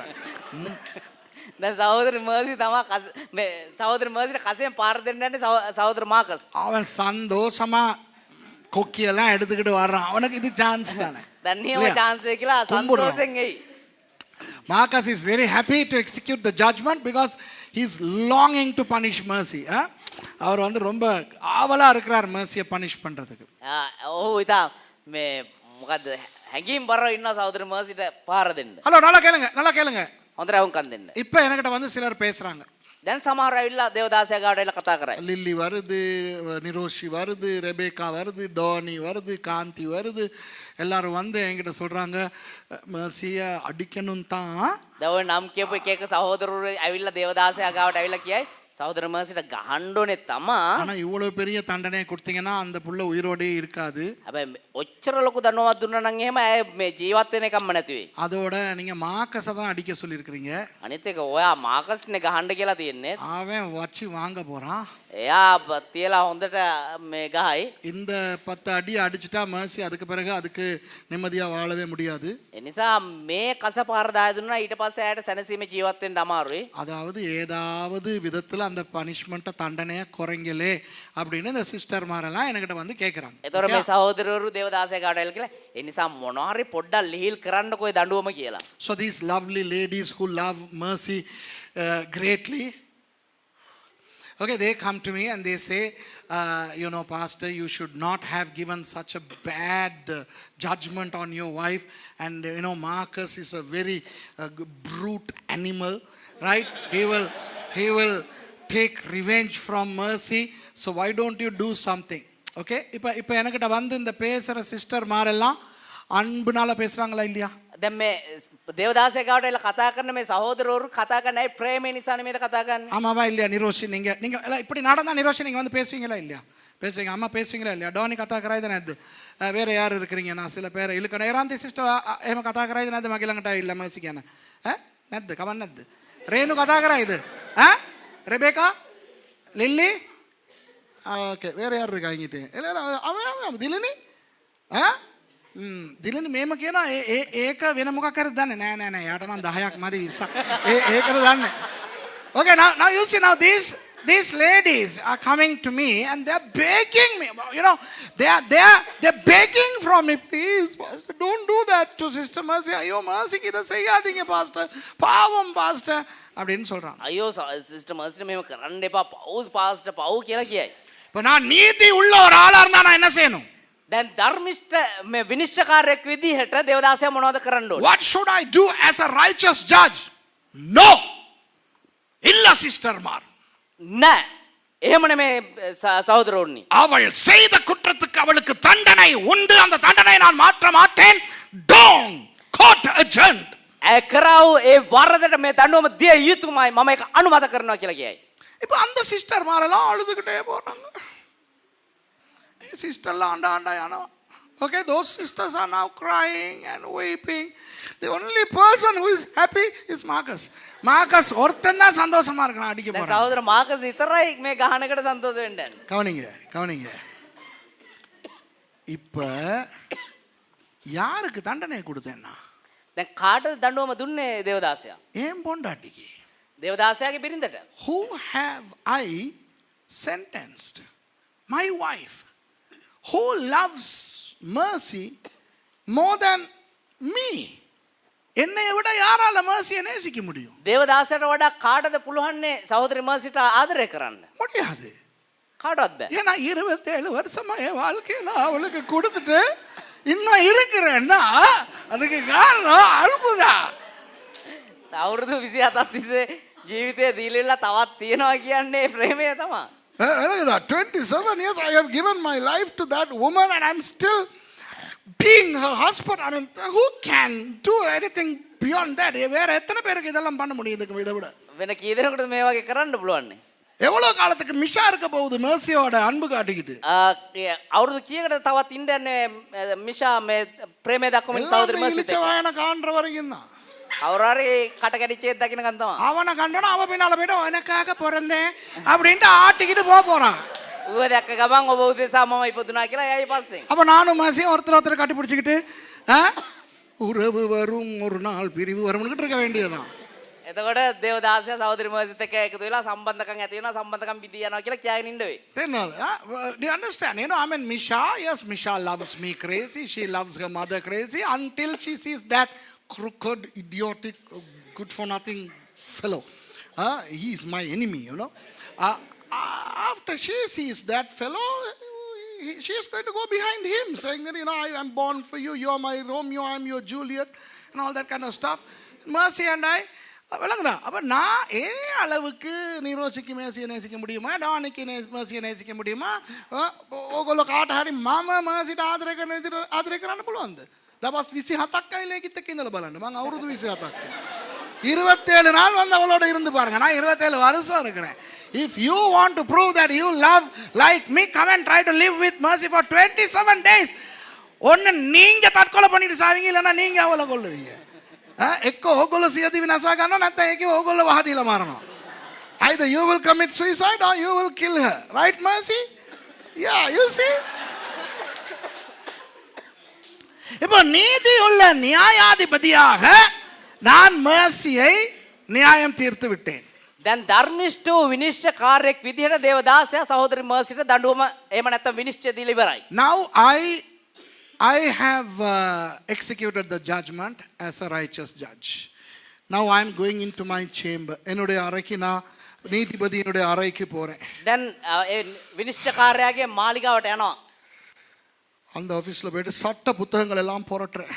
දැන් මේ කාර්යාලයට ගිහලා නීති පොත් සේරම පෙරලනවා. அந்த சிஸ்டர்ஸ் எல்லாம் வந்தாங்க, அழுதாங்க. இப்போ அவங்க வீடுகளுக்கு போயிட்டு இப்போ டிவில சந்த ரிசல்ட் பார்த்துக்கிட்டு இருக்காங்க. දැන් ඒ සහෝදරරු ආවා, කතා කරා, ඇඬුවා. දැන් ගිහලා දැන් ඡන්ද ප්‍රතිඵල බලන් ඉන්නවා ඒගොල්ලෝ. என்னைய திட்டு இவெல்லாம் ஒரு மனுஷனா இப்படி எல்லாம்.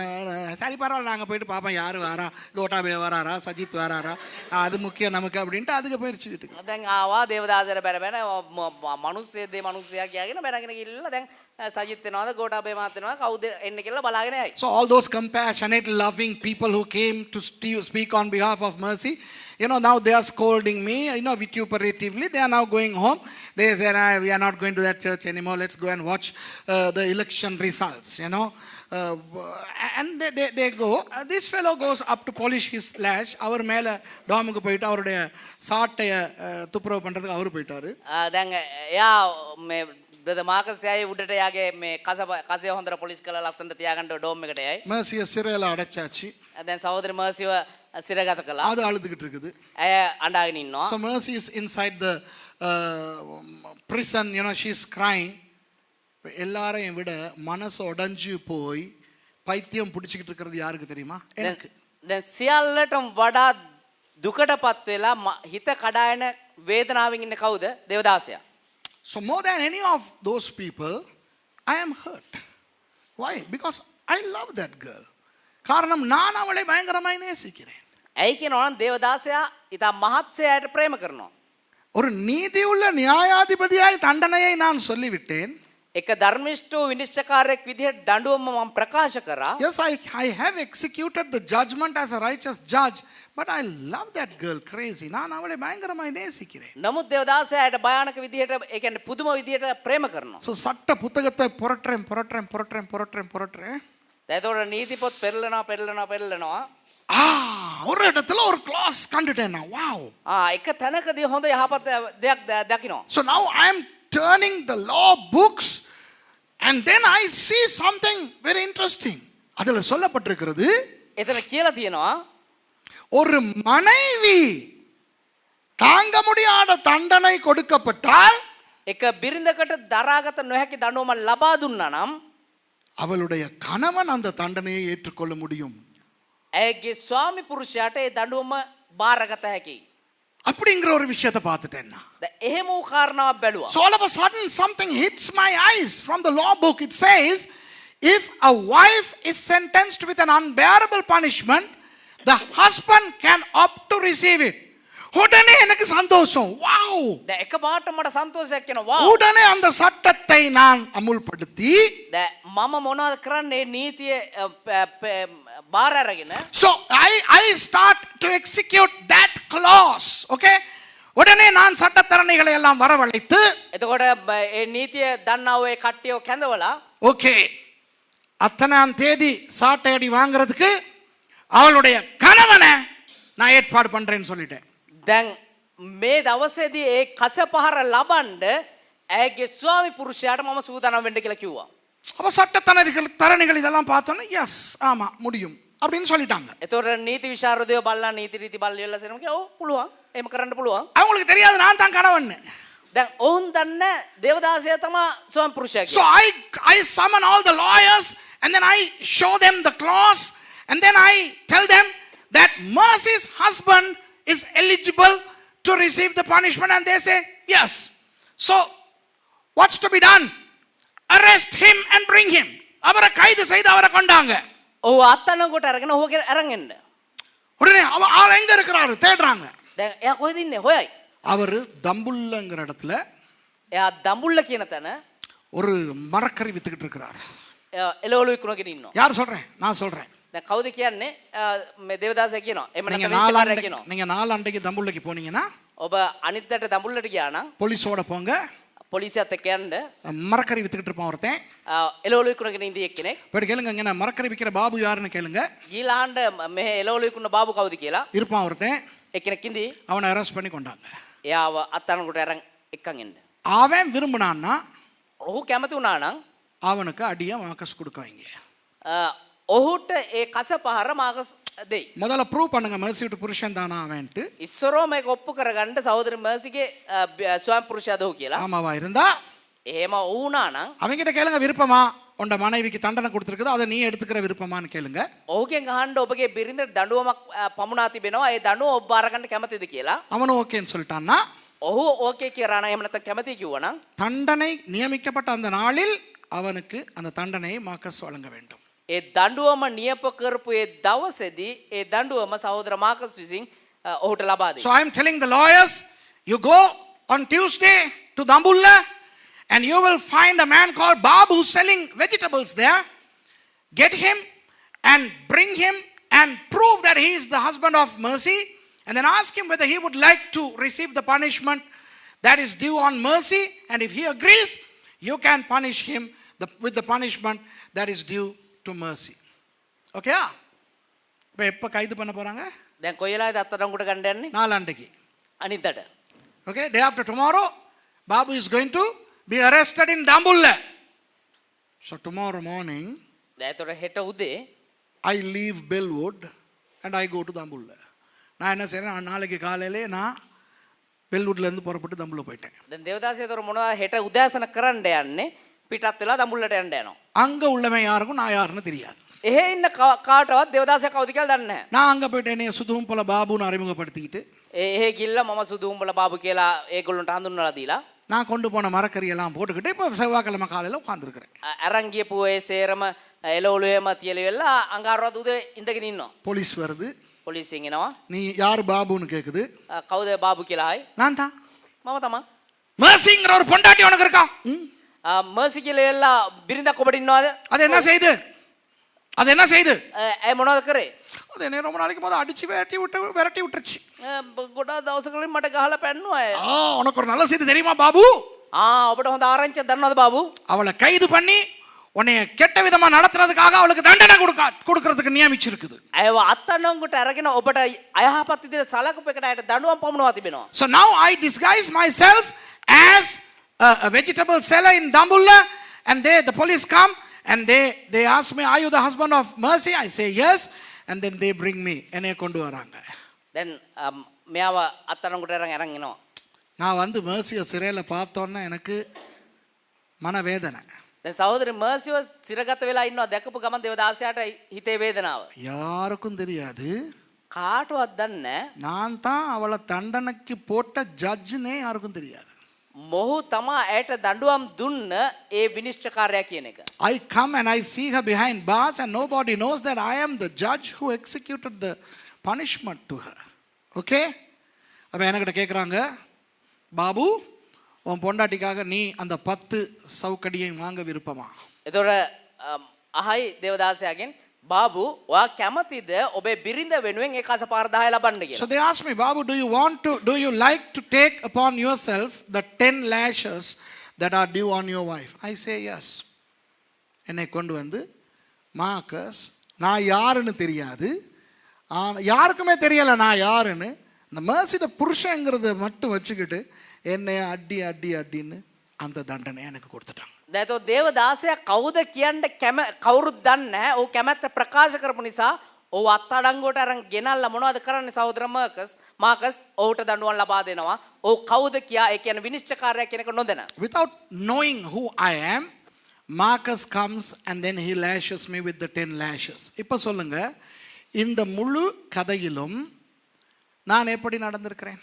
දැන් කියන්න මේ මුළු කතාව තුලම දේවදාසයා කොයි ආකාරයෙන්ද ක්‍රියා කළේ?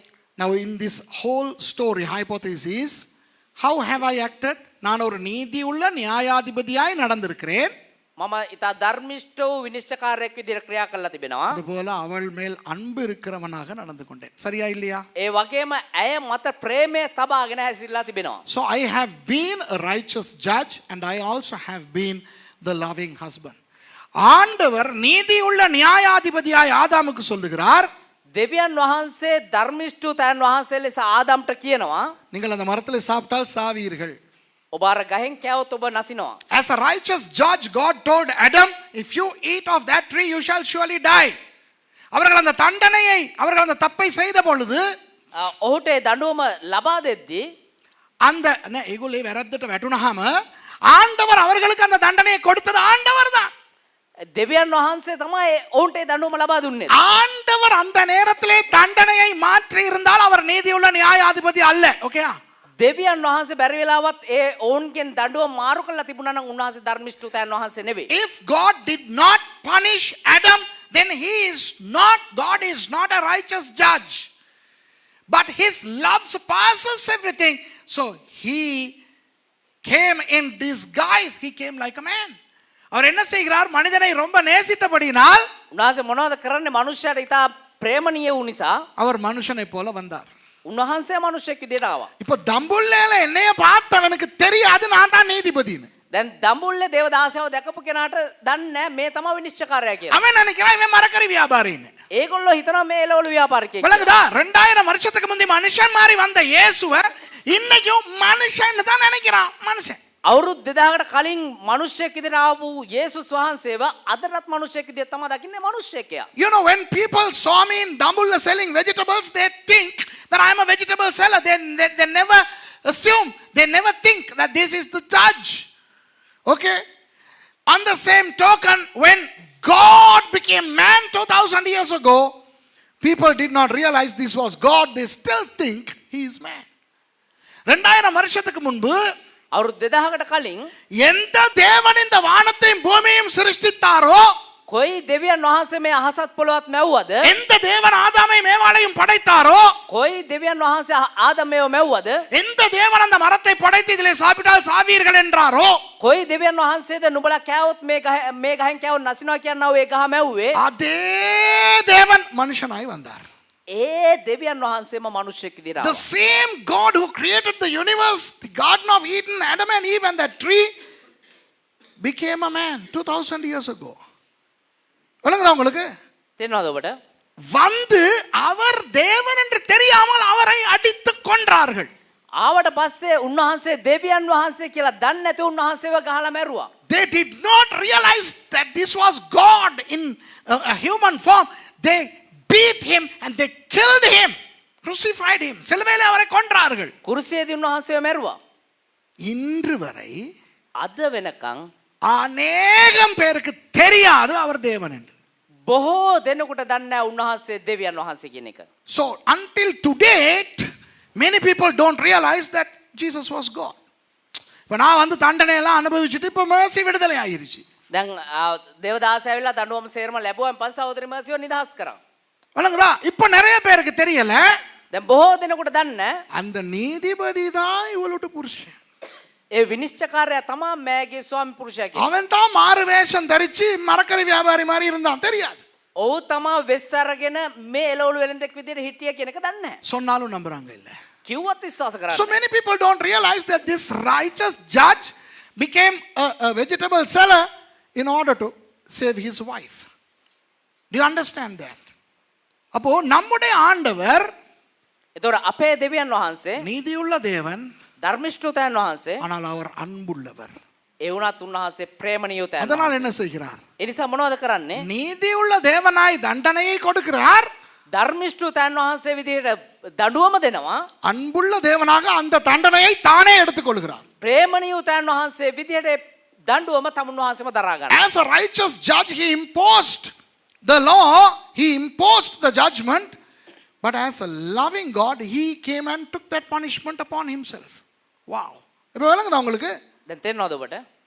அப்போ இரண்டாவது நான் சொன்னேன் அவர் பாரபட்சம் இல்லாதவர். එතකොට දෙවනේ කාරණා විදිහට කිව්ව උන්වහන්සේ අපක්ෂපාතී උදෙවියන් වහන්සේ කියලා. Secondly, I told he was impartial. இப்போ அவர் இஸ்ரவேலிலே வந்தார். දැන් උන්වහන්සේ ඊශ්‍රායල් වල පැමිණියේ. இஸ்ரவேலிலே தான் அவர் செத்தார். ඊශ්‍රායල් වල තමයි උන්වහන්සේ මැරුණේ. தேவனுக்கு பேர் இஸ்ரவேலின் தேவன்.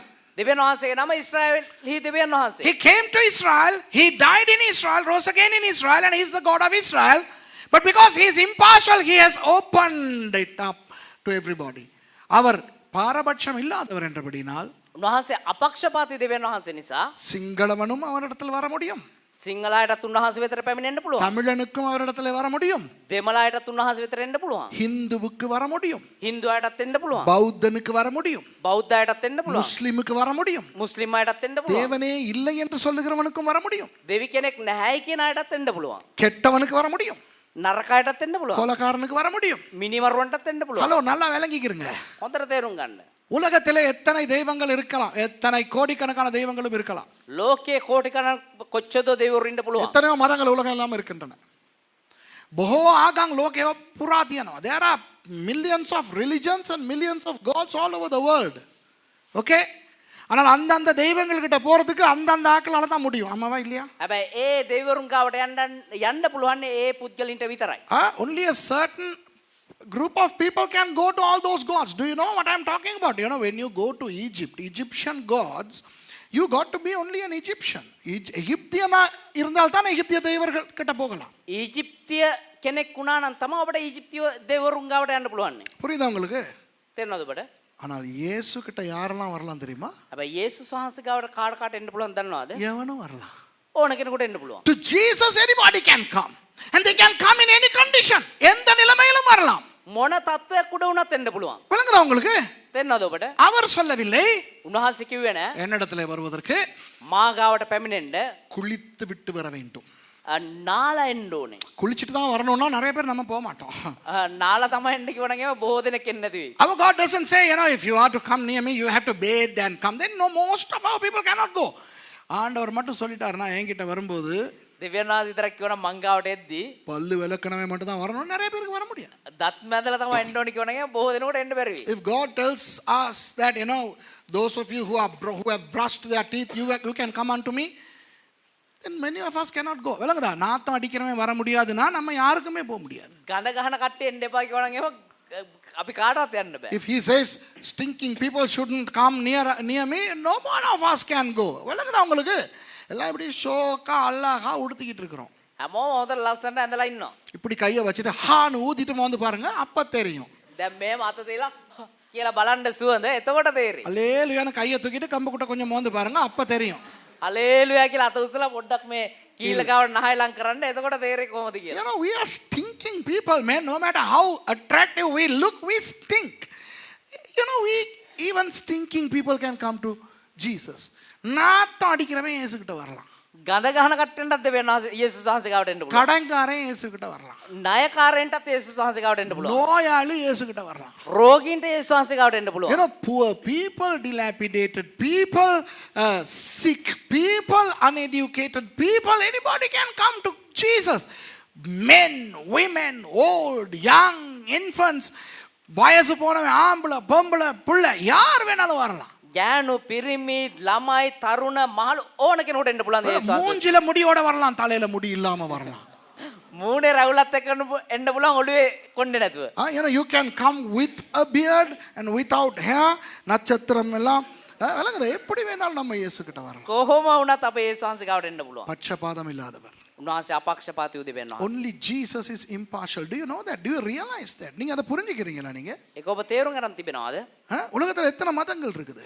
ලෝකයේ කොච්චර ආගම් තියෙනවද? எல்லா தெய்வங்கள்கிட்டயும் எல்லாரும் போக முடியாது. හැම දෙවි කෙනෙක් ගාවට හැමෝටම යන්න බෑ. Not everybody can go to all gods, but to Jesus anybody can come. யார் வேணாலும் இயேசு கிட்ட வரலாம். කාට වුණත් යේසුස් වහන්සේ ගාවට එන්න அவர் පුළුවන්. பாரபட்சம் இல்லாதவர், උන්වහන්සේ අපක්ෂපාතී දෙවියන් වහන්සේ. நல்லவர், උන්වහන්සේ යහපත්, அவர் அன்புள்ளவர், ප්‍රේමණීයයි. அவர் நீதி உள்ளவர். උන්වහන්සේ ධර්මිෂ්ඨයි. You know, our God, because he is righteous, he is a loving God, he is a righteous God, and he is a good God. உங்களுக்கு விளங்குதா? අපිට තේරෙනවද? இப்போ உலகத்தை நீங்கள் பார்த்தால், நான் இதோட முடிக்கிறேன். உலகத்தை நீங்கள் பார்த்தால் දැන් ලෝකයේ දිහා ඔබ බැලුවා නම් எவ்வளவு அநியாயங்கள் நடக்கின்றன. කොච්චර අපරාධ සිද්ධ වෙනවද? விபத்துக்கள், අනතුරු, குண்டு வெடிப்புகள், ඒ වගේම බෝම්බ පිපිරීම, யுத்தங்கள், යුද්ධ, அழிவுகள், විනාශයන්, மரணங்கள், මරණ, வியாதிகள், රෝග இதெல்லாம் பார்க்கும்போது நம்ம நினைக்கிறோம் මේ සේරම බලද්දී අපි හිතනවා ஒரு நல்ல ஆண்டவர் இருந்தா එක යහපත් වූ දෙවි කෙනෙක් හිටියානම් ஏன் இதெல்லாம் அனுமதிக்கிறார்? ඇයි මේ හැමදේම අනුමත කරන්නේ? We see a lot of war, famine, sickness, accidents, bomb explosions, negative things in the world. And sometimes we begin to think, if there is a God who is a good God, why does he allow all these things? அதெல்லாம் பார்த்து ஆக வேதனைப்படுறது அவர்தான். ඒ සේරම බලලා මහත්සේ වේදනාවට පත් වෙන උන්වහන්සේම තමයි. He is the one who is more hurt to see all these things. ஏன் அவர் தலை போடாமல் இருக்கிறார் தெரியுமா? ඇයි උන්වහන්සේ මේකට ඇඟිලි ගහන්න නැතුව ඉන්නේ කියලා දන්නවද? அவர் நீதி உள்ளவர் என்றபடினால் උන්වහන්සේ ධර්මිෂ්ඨ වූ තැන් වහන්සේ නිසා அவர் விரல போட்டா அவர் நீதி இல்லாதவராகிறார். උන්වහන්සේ මේ දෙයට ඇඟිලි ගහනනම් උන්වහන්සේ ධර්මිෂ්ඨකම නැති තැන් වහන්සේ කෙනෙක් වෙයි. Since he is a righteous God, he cannot put his finger, because if he put his finger, if he interferes, then he cannot be a righteous God. ஒரு உதாரணத்தை உங்களுக்கு சொல்லி முடிக்கிறேன். එක උදාහරණයක් කියලා අවසන් කරන්න. யாராவது டீச்சர் மாதிரி இங்க இருக்கிறீங்களா? කවුරු හරි ගුරුවරු ඉන්නවද මෙතන? நிச்சயமா நிகழ்ச்சியை பார்க்கறவங்க மத்தியில டீச்சர் மாதிரி இருப்பீங்க. அந்த டீச்சர் இருக்குது. අනිවාර්යයෙන්ම මේ වැඩසටහන බලන අය අතර ගුරුවරු ඇති. We have a teacher here and there are so many teachers who are watching this program. A school teacher. පාසල් ගුරුවරු. இப்போ நீங்க ஒரு நல்ல டீச்சர். ඔබ ඉතා හොඳ ගුරුවරියක්. உங்க வகுப்புக்கு நீங்க பரீட்சை வைக்கிறீங்க. ඔබේ පාඩමට ඔබ විභාගයක් තියෙනවා. There is an exam to your class, okay, a very important exam, and you are the teacher. One of the students is your own child. அந்த பிள்ளைகள் 50 பிள்ளைகள்ல ஒரு புள்ள உங்க சொந்த புள்ள. දැන් එතන ඉන්න දරුවෝ 50 දෙනෙක්ගෙන් එක දරුවෙක් ඔබේ දරුවා. இப்போ நீங்க உங்க புள்ளைக்கு நீங்க சொல்லுவீங்களா? දැන් ඔබ ඔබේ දරුවට කියනවාද நீ படிக்க தேவையில்லை, උඹ ඉගෙන ගන්න ඕනේ நீ நல்லா டிவி பார்த்து என்ஜாய் பண்ணு, උඹ හොඳට ටීවී බලලා විනෝද වෙනවා. நான் தானே டீச்சர், මමනේ ටීචර්. எக்ஸாம் பேப்பர்லாம் என்கிட்ட தானே வரும், එක්සෑම් පේපර් සේරම මං ගාවට එන්නේ. உன் பேப்பருக்கு மட்டும் நான் 100 மார்க்ஸ் போட்டுருவேன். උඹේ මේ පේපර් එකට මම දෙන්නම් ලකුණු 100ක්. இப்படி சொன்னால் මෙහෙම කිව්වනම් அந்த டீச்சர் ஒரு நேர்மையான டீச்சரா? එහෙම කිව්වනම් ඒ ටීචර් හොඳ කෙලින් වැඩ කරන හොඳ යහපත් ගුරුවරියක්ද? நீங்க அப்படி செய்வீங்களா? ඔබ එහෙම කරයිද? You know, if you are a good teacher, would you tell your child, you don't have to study, don't worry, you watch TV, you enjoy life, when I see your paper I'm going to give you 100 marks? Are you a righteous teacher? No. நீங்க என்ன செய்வீங்க? එමනම් ඔබ මොනවද කරන්නේ? நீங்க உங்க பிள்ளைக்கு சொல்லுங்க, படி படி படி. ඔබේ දරුවට ඔබ කියයි ඉගෙන ගනින් ඉගෙන ගනින් ඉගෙන ගනින්. You will ask your child to study, okay? And then the day of exam comes. பரீட்சை நாள் வந்து விட்டது, எல்லாம் உட்கார்ந்து எழுதிக்கிட்டு இருக்காங்க. දැන් විභාග දවස් ආවිලා හැමෝම ඉඳගෙන ලියාගෙන ඉන්නවා. இப்போ நீங்க தான் டீச்சர் சூப்பர்வைஸ் பண்ணிக்கிட்டு இருக்கீங்க. දැන් ඔබ තමයි එතන බලාගෙන ඉන්න ගුරුවරයා. உங்க புள்ள දැන් ඔබේ දරුවා பென்சிலை வச்சுக்கிட்டு ஒரு இடத்துல யோசிச்சுக்கிட்டு இருக்குது. දැන් පැන්සල තියාගෙන කල්පනා කරගෙන ඉන්නවා. நீங்க உங்க புள்ளையினுடைய மேசைக்கு போய் ඔබ ඔබේ දරුවාගේ මේස ගාවට ගිහිල්ලා நீங்க பாக்குறீங்க, ඔබ බලනවා ஒரு பிழையான பதில போட்டிருக்கிறது தெரியுது.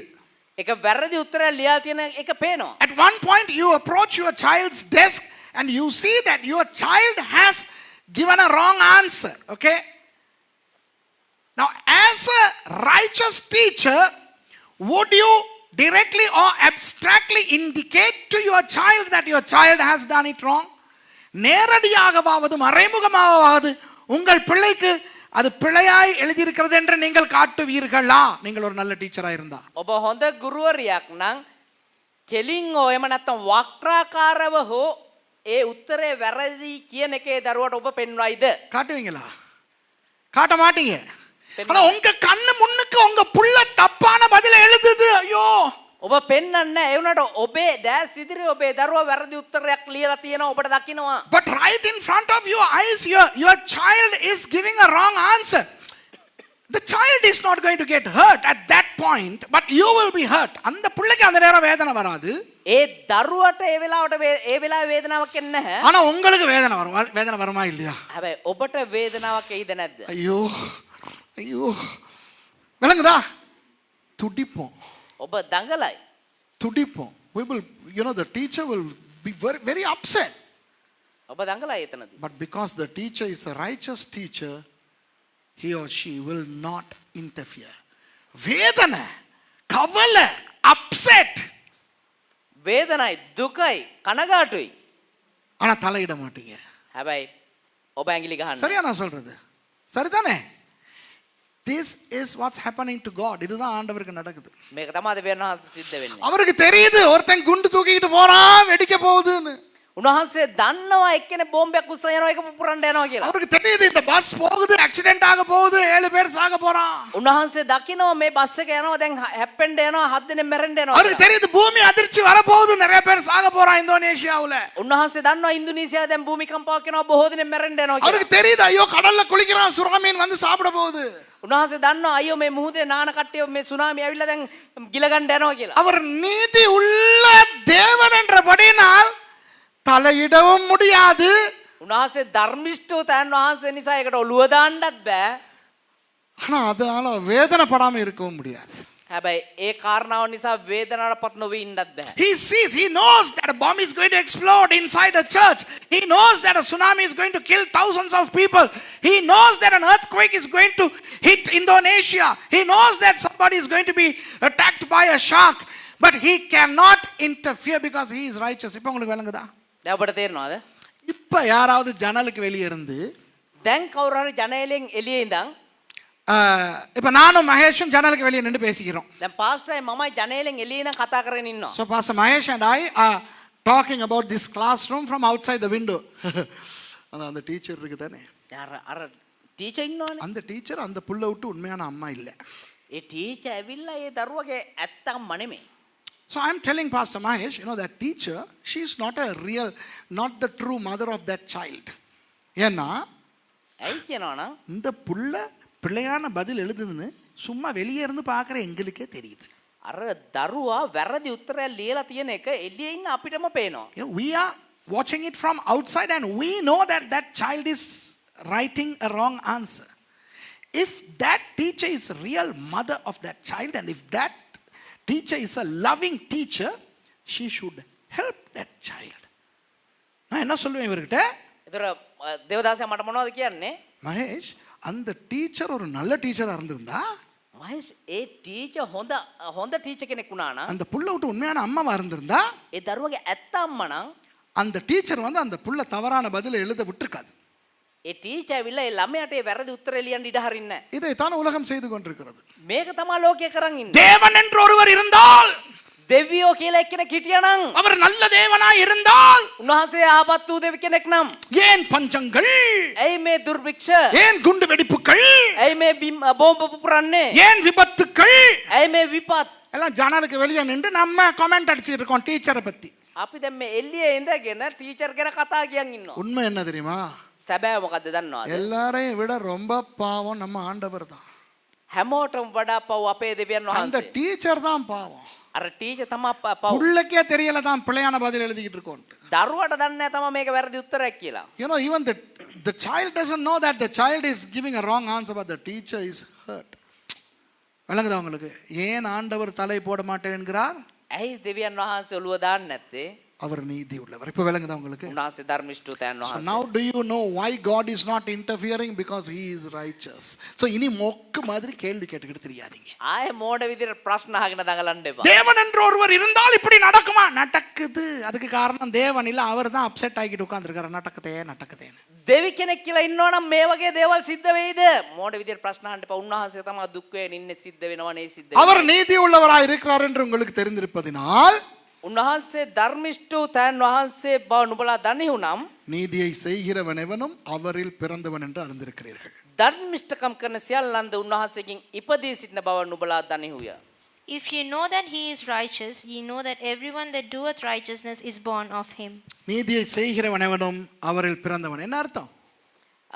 ධර්මිෂ්ඨ සියල්ල උන්වහන්සේ ඉපදී තියනවා කියන එකේ තේරුම මොකද්ද? நாம் வெவ்வேறு மதங்களிலே இருந்தோம், අපි විවිධාකාරූ ආගම් වල සිටියා, வெவ்வேறு பாவங்களிலே இருந்தோம். විවිධාකාරූ පාපයන් වල සිටියා. நமக்காக தேவன் மனிதனாய் வந்து தண்டனை பெற்றுக்கொண்டபடியினால், අපි වෙනුවෙන් දෙවියන් වහන්සේ මිනිස්සෙක් විදිහට ඇවිල්ලා දඬුවම ලබාගත් නිසා அவர் அண்டை வந்தோம். උන්වහන්සේ உன்வான்ஸ் ළඟට අපි ආවා. அவர் எங்களை மன்னித்து இன்று அவரால் நாம் பிறந்திருக்கிறோம். උන්වහන්සේ අපිට සමාව දීලා අපි දැන් උන්වහන්සේ තුලින් ඉපදී සිටිනවා. We were born to different religions, different ethnicities, to different families. But because God became man and he died for us, we came to him and now we are born through him. So we are born again. மறுபடி பிறந்திருக்கிறோம். අපි නැවත ඉපදී සිටිනවා. இதுதான் கிறிஸ்தவம். මේ තමයි කිතුනුවා. இந்த கிறிஸ்தவத்தை ஆண்டவர் எங்களுக்கு தந்திருக்கிறார். මේ කිතුනුකම දෙවියන් වහන්සේ අපිට දී තිබෙන්නේ. அவருக்கு நன்றி.